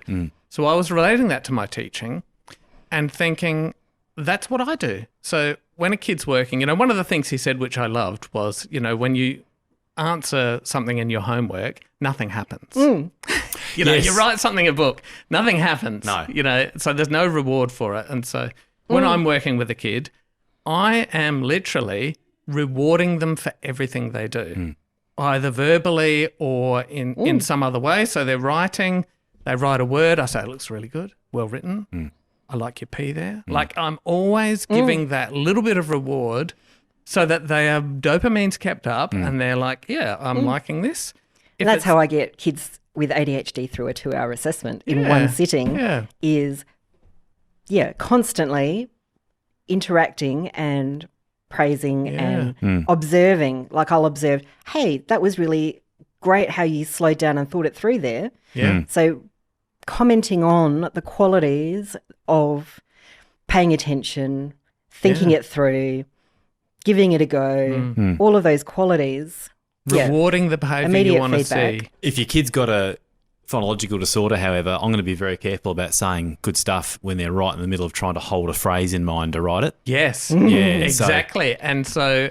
Oh, you don't do it quite as often when you're working with a kid in a classroom, of course. You can't be there for every word. Now, I have done this as well, is I have a little plastic cup and some beans, and so I don't interrupt the kid and I watch. They get a little reward, and I just pop a bean in the cup and it makes a little, clicking noise, like a computer reward type thing. Yeah. And so I'm not interrupting them or breaking their flow, but they're hearing the beans going in and they're getting I'm doing a good job here. I've heard of teachers using that in the classroom where they have something that they drop into the pot. So they don't have to stop and talk to the kid. They just wander past, notice that the kid's on task, drop a little token in. And I get that little buzz of, because somebody's noticed that I've done. Rewarded. Yes. This feels good. I want to do more of this. I want to do more of this. You are sprinkling consequence into the kid's environment. We're adding in the dopamine that's missing. Right. Once upon a time, there was these things called beep tapes. I've heard you talk about these before. So I had a whole app at Wireframe called Beep and Buzz based on a beep. Found out it was going to be $30,000 to do, so we stopped. But anyway, this notion of a beep tape was a teacher would put a tape into a recorder, and that tape would beep at a periodic, 30 seconds, a minute, and the beep would be a cue for everyone in the class to go, am I on task? Am I doing what I should? Constant external reminder to check in. Am I maintaining task? Am I maintaining task? Now, I know this is not the same because the bean going is a reward, but it is also a cue to am I doing what's expected in this moment? Yes. And that's, and I don't really know the efficacy behind beep tapes, but boy, oh boy, the rationale makes sense to me. Yeah, and I don't know the theory behind it, but it seemed to work for me. And this was in maths that I've done this. So then at the end, we count the beans. And we talk about different ways of counting the beans, and we add them up, and, their task is to add them up and blah, blah, blah. So it all kind of connects together. And I'd pull the beans out. They've got to estimate how many are there. So it's I don't know, it just makes a difficult task just finding little opportunities, because you think of computer games and, we think about this fun. They're actually really hard. They make them just hard enough that you don't give up, but you have to actually work at it. Hard, you can't just do every level or and it without can effort. be repetitive and not necessarily, immediately gratifying. You know what I mean? But you still are getting that constant immediate feedback that you don't get from a book that you're writing in. I was listening to Peps McRae being interviewed by Ollie Lovell on the ERRR podcast, and Peps McRae was talking about computer games. The topic is motivation. And he's saying, yes, so the designers of those games build in a very short reward schedule early. And he goes, do you know who else who does that? Poker machine designers. Yeah. Instant reward. But intermittent is the most effective type. Yes. If it's predictable, the brain doesn't get the same. The intermittent is what makes the poker machine so effective, because you never know quite when it's going to come. But there are algorithms based on stretching that out. And anyone who's done behaviour modification knows when you build in a reward, you then build it out. You make that space of time different, less predictable. Yeah. Okay. And jackpots are effective. Yes. My word. And so sometimes when I'm working with a kid, they'll get a jackpot. Aha. So it may not be necessarily related to something big they've done, but sometimes they'll do something and I might go awesome and dump a whole handful of beans in. It's like this bang, like dopamine jackpot. Yeah, and now I'm not doing this with every kid. No. I'm doing this with kids who need that moment-to-moment support. A kid who literally can't stay in their their chair, you know what I mean? So, but... I think that whole game theory, gambling, the idea of the jackpot, it's all behaviour. Well, it is informed. Positive behaviour management. It is informed by solid science. This is used for evil. Used for, nefarious reasons. Okay, then. Let's just backtrack. We have discussed the difficulty or the deficit that is ADHD. We've said it's poorly named. It is not actually about attention per se. It is about being able to regulate your behaviour in a particular direction. And regulate your attention to the thing you have to do. Gotcha. What's hard for kids with ADHD or people with ADHD is if the goal is right out there in time, the brain is inhibited to self-reward itself and self-motivate itself and self-maintain. And I would add into that, not just regulating in order to do something and achieve a reward, but regulating to take yourself away from something that you're doing that you're enjoying. Right, to also, Yeah, so if I'm enjoying something, getting me to stop doing it is hard. It's even hard for me. Like I can't stop myself from doing it. Okay. So getting started with things, stopping things is all part of that self-regulating, self-management. Getting a kid to stop playing a game to do homework is like, whoa. And all this management happens in the frontal lobe. They're called the executive functions.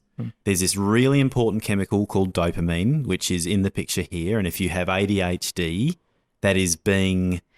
There's not enough available in the brain. And so you need really exciting things to trigger enough of it. Okay. So little everyday things don't trigger it like they do for the neurotypical brain. Okay. We've talked about how the environment, the way we teach, the way we reward, the way we consequence, either way, needs to be ramped up with these kids if you've got ADHD, because the environment then becomes your cueing system, which would otherwise be internal if you're typically developing, right? Mm-hmm. Ramped up or perhaps increased in frequency.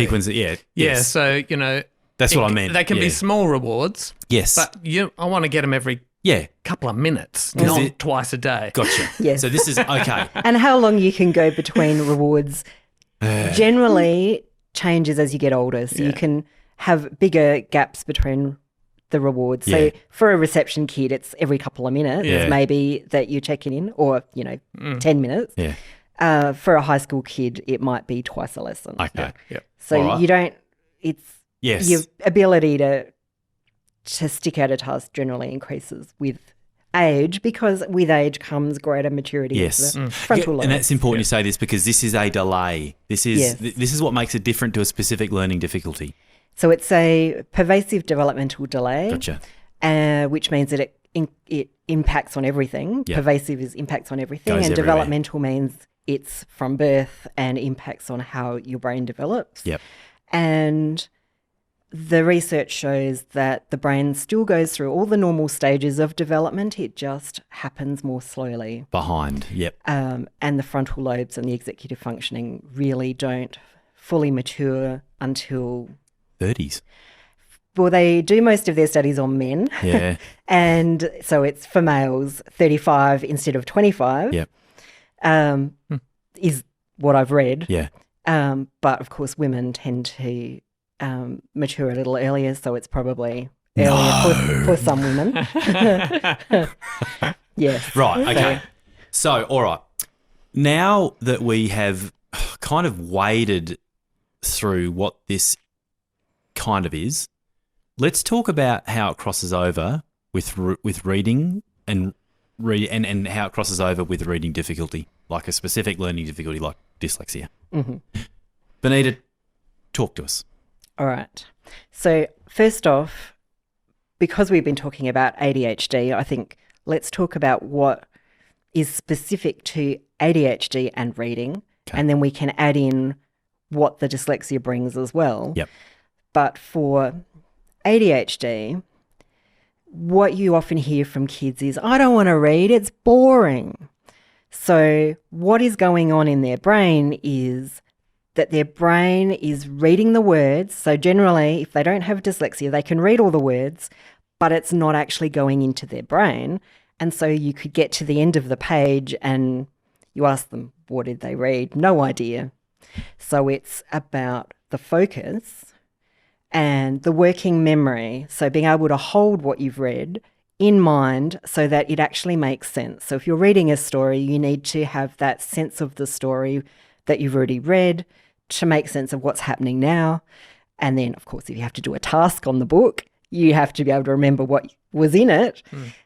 which is all really difficult. So adults with ADHD often are not big readers because they'll get 2 pages in and they'll either forget what they've read or both forget what they've read and their brain's gone off on something else. So the reading task is putting demands on, number 1, attention, and number 2, working memory. Yes. They're the 2 big ones in my opinion. Yep.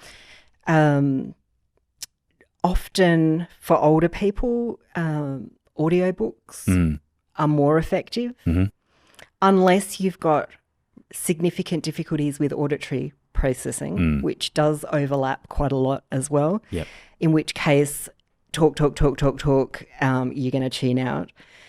But hearing it and reading it at the same time often works well. Right.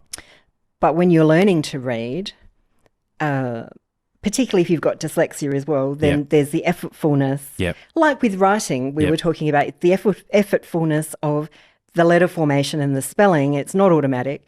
Reading is the same. If it's not automatic, then that takes brain power away from the comprehension. Right. So you've got your cognitive overload again, which happens quicker if you can't focus on it as well as if the words are harder. Okay. So you got a student who has no reading difficulties. They have stored enough words to make sense. They've got good. I'm thinking of the simple view of reading. They've got language comprehension and they have decoding. So they have stored enough words.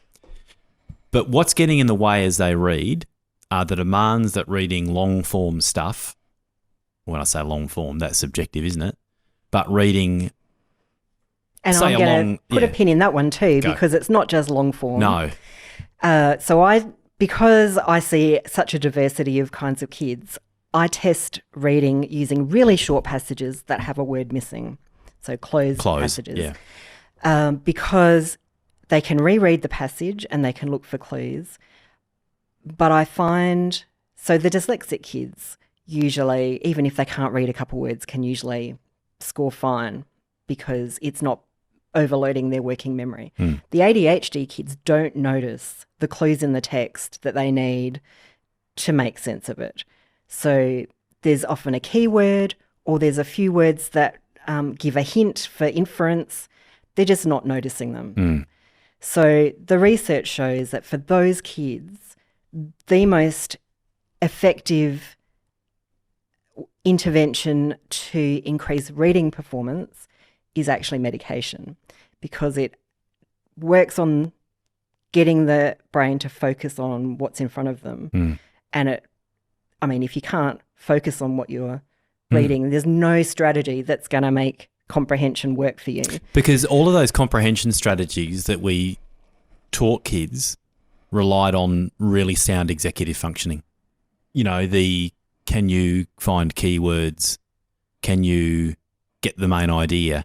Can you ask yourself, am I understanding this? They are all executive functions. So you're saying that you can teach those strategies or talk to kids about them until the cows come home, but they are still not going to get through the main issue, the problem. Okay, because now people have been waiting for medication. They not, you know what I mean? People listening to this who medicate their kids have been waiting for us to talk about medication. I know it. We're talking about it in the context of reading. What about it in the broader context? And we'll come back to reading, but we've got to go here, seeing we're here. Well, where does one start? Okay. So there are lots of different kinds of ADHD medication these days, but the most common and most effective are the stimulant medications. Right. Stimulant doesn't mean the same as what you think every day. For the ADHD brain, a stimulant is calming, not arousing. So it settles the brain down and helps the brain to focus in. It doesn't hype it up. If you're like drinking 5 cans of Coke and you're a neurotypical person and you end up all hyped because you've had too much stimulants, that the ADHD brain actually responds differently because the chemicals in the brain are different. This is counterintuitive. It is. So it does the opposite of what you think. Stimulant medication with ADHD is not stimulating in the way we normally think when someone says stimulating. No. You could, I suppose, say it's stimulating your ability to focus.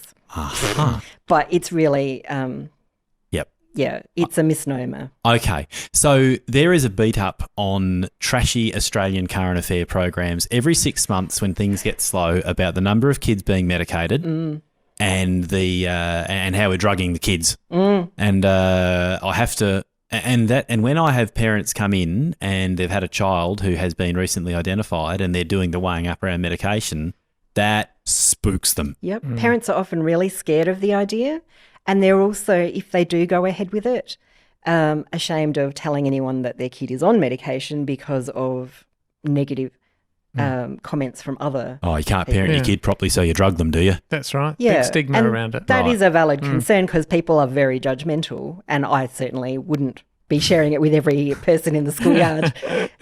But the fact of it is that it's been used for decades and is highly effective and very safe.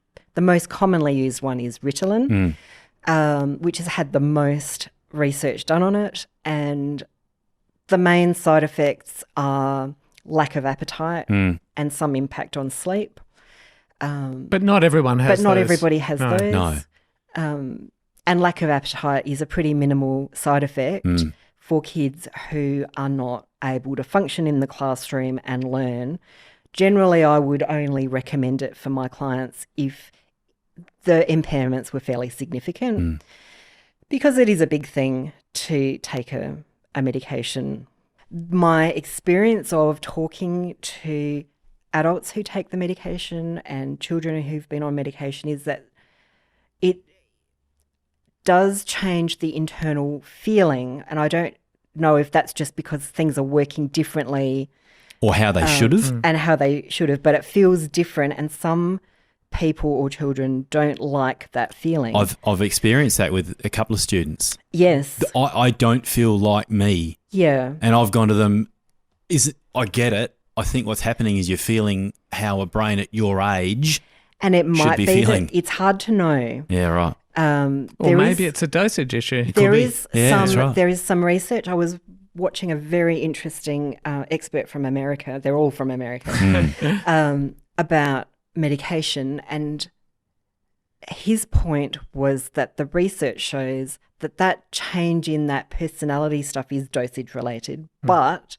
medications only come in so low a dose. So a tablet only goes to whatever low milligrams, but some people's biology is such that half of that or a fraction of that would be enough to, Right. and so the lowest dose is still too much, and you get this blunting of personality, and that you shouldn't do that. Recently a student, and I've had a few students say this, they say, if it's working well, I don't think I'm different on it. I feel exactly the same, but when I look back on my day and see what I've accomplished, I've done like 5 times more than I would have if I hadn't been taking it. So that is the ideal of what you want, is to not have a bad feeling and not necessarily notice yourself, but have people around you go, wow, you were following that conversation better. You weren't going off on tangents while you were talking. And being able to just get through your day. Or you were in the yard and something went wrong and you didn't immediately emote and swear or do something impulsive. Yep. So you're a poor judge if you're inside it of how medication is affecting your functioning. Yes. Not I necessarily. guess what I really wanted to say with that is I think you should honour kids' feelings. Yes. And if they feel bad, that you shouldn't just go, oh, well, just power through No, it. that's a problem. So we don't want kids feeling different in a bad way, but still a Well, student... it kind of defeats the point, doesn't it? Yeah. No, If it they're does. feeling That's bad. right. Why'd you do that? So, but what you're saying, sorry if I understand you properly, you're saying a kid might go, it didn't feel any different. And we go, well, that's actually good because I noticed a difference. You probably didn't because you're Yes, inside it. that's it. Okay. Yeah. That is your better outcome. Yeah. Gotcha. Yeah. Often I've also had kids go, wow, I feel so much better on it. Things are just go so much easier. Yeah. But I wouldn't discount it if the kids go on, it's not making a difference. Yeah, Because right. it's about what's the evidence around of how they're doing. Yeah, so that's my experience with it. Right. So I take medication. The effect for me is profound. Like, for me, there's no question. It is so, like you say, it has the opposite effect. And I was very nervous about taking it, because of all the talk out there, the stigma and so on. But the thing is, I took it and it was like this calm and quiet and sense of relaxation that I've literally never felt before. Bizarre. Not what I expected. When you say quiet, what do you mean? It's hard to describe, but for me, it was like that hyperactive part. It was like, imagine you're in a room and you're surrounded by these high status experts, right? People that you have to do what they say, and they're all talking at the same time and they're all telling you to do different things. So this one's telling you to do this one's telling you to do that, and you're trying to please them all. But they, and sometimes they all agree and they're all telling you to do this one thing, and that's like hyperfocus. Like all these experts are agreeing and that's it, and that's all I can do. But then other times they're competing and I'm all over the place. Like I have to do this, I have to do that, and you get that kind of scatterbrain feeling. I take this tablet and now it's me that's in charge. Now I'm the one that decides I'm going to do this or I'm going to do that. And there isn't all these competing priorities. They just disappear and I'm just left kind of like in an empty room. You know what I mean? And I'm just standing there and I'm like, this is weird. Like, how can a tablet do that? It's such a profound experience because it's like, okay, what do I do with this? Now I can actually just decide I'm going to do something and do it. And it's not such a struggle with all these competing priorities and things getting in the way. So that's probably a poor, that's not exactly what's happening, but that's kind of the closest I can get to it, is like just this sense of calm and like I become the decision maker, not just impulsivity or the next thing that attracts my attention or whatever. I don't get stuck in those rabbit holes. I can just say, I can notice when I've gone off task and say, I'll just shelve that and I'll stay on task here. So it's weird. So some people talk about a restlessness in the mind. Barclay will say a physical restlessness as a child grows will go and turn into an internal restlessness, interrupting thoughts, loud thoughts. Is that what we're talking about? Yeah, absolutely. And all these competing priorities, right, all the time, that you have to do. And, it's only now that I've had medication and seen what it's like not to be that, that I realise how big that is.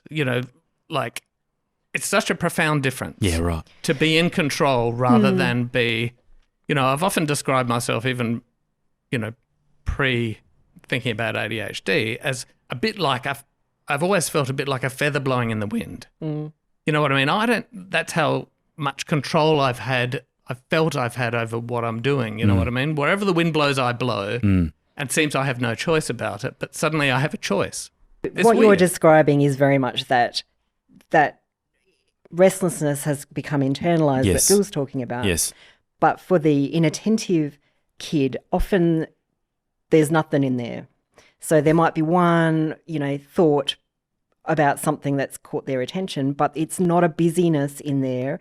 It's a lack of having anything. Oh. So all of those competing demands that you've got in your head, the inattentive kid, it's like they never existed. Right. They're not in their head, and that's the problem. Okay. There is nothing reminding. It's like it's blank slate. So, Michael, you were talking about a mental hyperactivity. Benita, you're talking about the opposite, a mental underactivity. Yeah. Or hypoactivity. Yeah. So and you can whatever have you're both. doing now, you can, there's the combined type. But kids who are purely inattentive, sometimes there's not a busyness in their brain. It's the opposite. It's whatever they're doing now has caught all of their attention.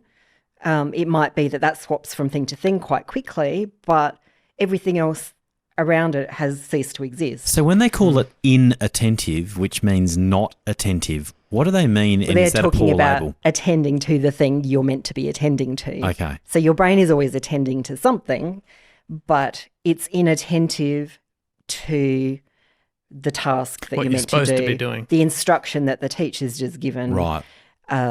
So this is a mental process by which you attend to what is important in your environment instead of attending to stuff that's not important in your environment.